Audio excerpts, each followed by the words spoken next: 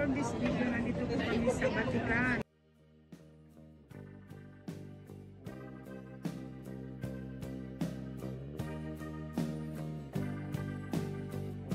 Maraming salamat. Mga kajuday, for this video. Nandito po kami sa Vatican. Ayan, ang daming tao. Buti na lang at nakapasok kami ng hindi kami pumila dahil yung aking asawa nga ay nasa wheelchair. Ayan. Puro sarado lahat yan. So, kailangan mo talagang dumaan sa sa x-ray. Pero kami hindi na dumaan kasi, ayan, kaway-kaway mo rin. Ayan, isisimba ko siya kasi pinangako nga natin na isisimba ko sa Vatican. So, ngayon pa lang natuloy. Kaya, tara, samahan niyo kami.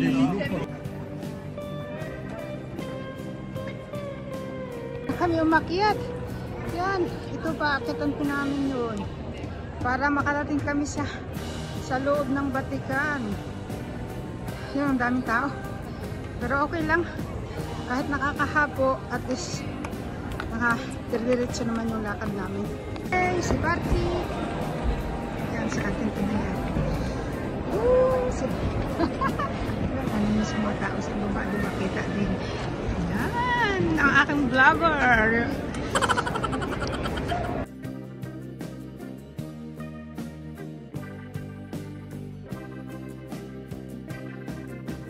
Grazie. Ayan, papasok na po kami.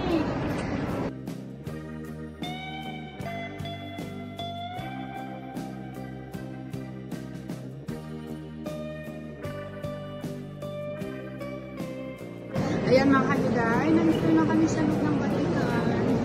Kasi nag-promise ako na isisimba ko si Papadoy. Ano masasabi mo, Mare? May kontento? Sì. Mga kajuday, nandito na po kami sa loob ng Vatican. So, pupunta kami doon sa kabila kay St. Peter para makasimba si Papadoy. Ayan mga kajuday, nandito kami ngayon sa pinaka-altar ng Vatican. Papunta doon kami palabas kay St. Peter sa statua. Ito po yung mismo, kasi pwede na siyang pumasok dito. Ito, yung mismo yung altar ng Vatican. Tapos, ikot ko kayo. Yan mga kajuday, nakapagsimba na po kami kay St. Peter. 13 years, nagala ko siya para isimba. Ayan. Nakapagbiyahe na kami ng malayo-layo. Sana dire-diretso na po, may gano'n na lang yung kanyang kamay. Lakad, nakakalakad na naman po siya.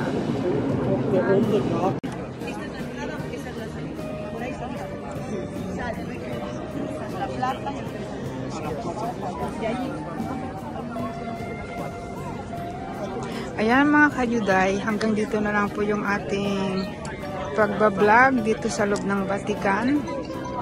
Yan, after, I don't know, 3 years. Yan, nakapag-vlog ulit tayo dito. Pero sobrang daming tao. Kaya maraming salamat po. Thank you for watching. And don't forget to subscribe my YouTube channel. Click the button para updated pa po kayo sa mga video ko pang susunod. Maraming salamat. Ciao, ciao!